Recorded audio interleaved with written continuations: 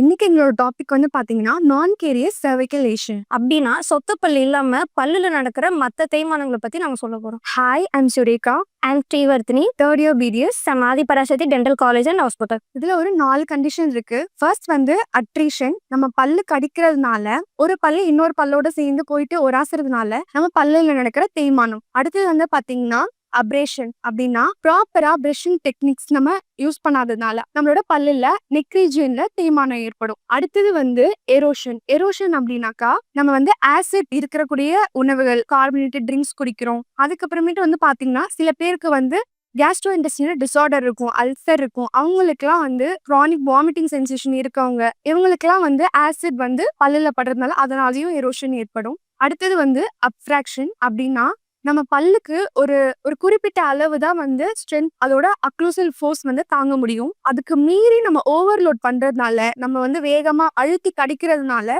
அங்க வந்து அந்த பல்லோட டூத் ரீஜியன்ல உடையும். அதுதான் வந்து அப்ஃப்ராக்ஷன். இப்போ மக்களுக்கு அவங்களுக்கே தெரியாம சில அப்நார்மல் ஆக்டிவிட்டிஸ் எல்லாம் பண்ணுவாங்க. ஒயர் கடிக்கிறது, இந்த எலக்ட்ரீஷியன் அவங்க எல்லாம் ஒயர் கடிக்கிறது, பென்சில் பைட் பண்ற ஹேபிட் இருக்கும். அப்புறம் வந்து அவங்க சொன்ன மாதிரி ஜூஸ் குடிக்கிறது, இந்த கார்போனிக் ட்ரிங்க்ஸ் எல்லாம் குடிக்கிறனால அந்த பல்லு தேய்மானம் நடக்கும். இதை எப்படி ட்ரீட் பண்ணலாம்னா, ஃபர்ஸ்ட் வந்து அட்ரிஷன், அதுக்கு வந்து நம்ம வந்து கிரவுன்ஸ் போட்டுக்கலாம், கிரவுன்ஸ் வெனிஸ் அதெல்லாம் போட்டுக்கலாம். அடுத்தது வந்து அப்ரேஷன். அப்ரேஷனுக்கு வந்து நம்ம வந்து ப்ராப்பரான பிரஷிங் டெக்னிக்ஸ் யூஸ் பண்ணணும், ப்ராப்பரான பேஸ்ட் யூஸ் பண்ணணும். அதிக அப்ரேசிவ்ஸ் அதிகமா நம்ம யூஸ் இல்லாத மாதிரியான பேஸ்ட் செலக்ட் பண்ணி யூஸ் பண்ணணும். அடுத்தது வந்து பாத்தீங்கன்னா எரோஷன். அதுக்கு நீங்க வந்து கார்பனேட்டட் ட்ரிங்க்ஸ் அதெல்லாம் வந்து எடுத்துக்கிறத தவிர்க்கணும். இது வந்து பாத்தீங்கன்னா அப்ஃப்ராக்ஷனுக்கு வந்து பாத்தீங்கன்னா நைட்ல தூங்கும் போது பிரக்சிசம் அந்த மாதிரி ஹேபிட் இருக்கவங்க வந்து அக்ளூசல் ஸ்பிளின்ஸ் போட்டுக்கலாம். தேங்க்யூ.